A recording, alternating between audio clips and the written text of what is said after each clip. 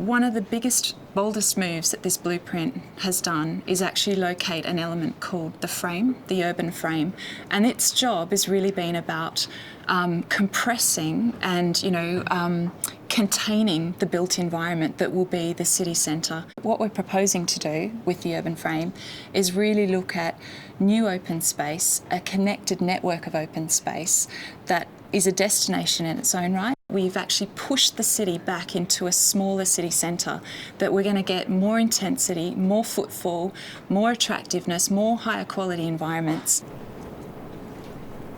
So the central frame really has three key elements for us. They are Park East, so the Eastern Park, and importantly that has a significant natural gateway that's identified through the natural poplar trees that are there at the moment. So wonderful gateway if you've come cycling from the eastern suburbs, through the Avon River Park. There is that natural gateway element that drops you down into Park East. And you've got this new asset for the city. It's something that will be high value, beautifully designed, and it's really something quite different. We have Hagley Park, which is quite Victorian in its nature, a beautiful asset for the city. Thankfully that's being left and retained as we know the local population would like.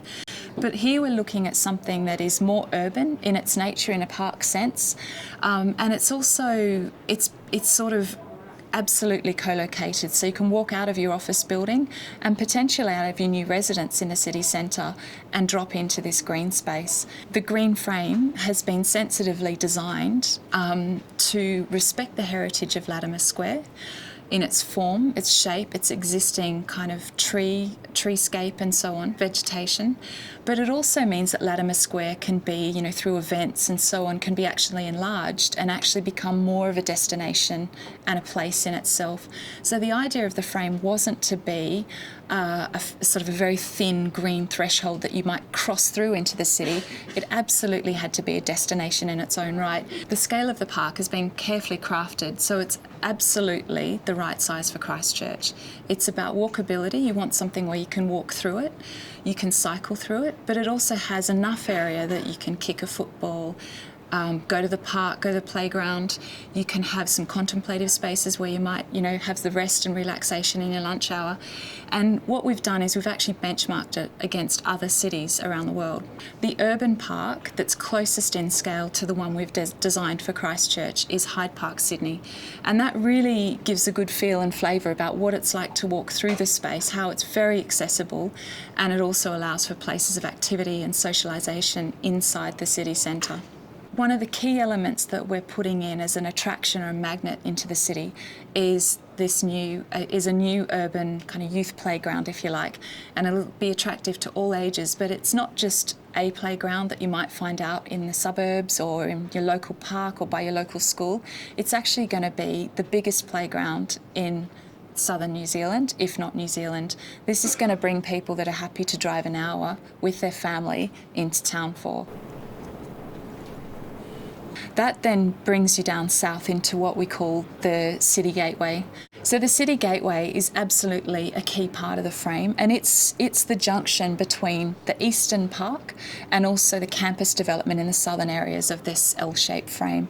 Importantly, it's got a change of grain, so it's a bit like how you would walk through an old city wall into a medieval town. For us, it's about, finer grains, small lanes, bars, rooftop gardens, courtyards, and a very sort of urban, finer grain feel to it. This is also connecting with the uses of the CPIT down in the south and also the traditional high street. In this City Gateway area, we've got, the remaining kind of remnant building parts from heritage building stock. We've got Alice's Videoland. We've got a few key features which are really fundamentally going to start stimulating the type of environment and the character that we're looking for here.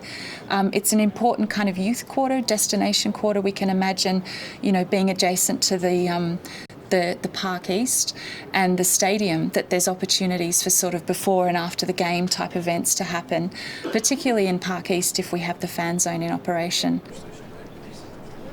the city gateway then leads you through to the southern portion of the frame, and really this is sort of anchored fundamentally by the hospital at one end and the polytech at the other. And these health and education uses will be supported also with the addition of the universities of the area.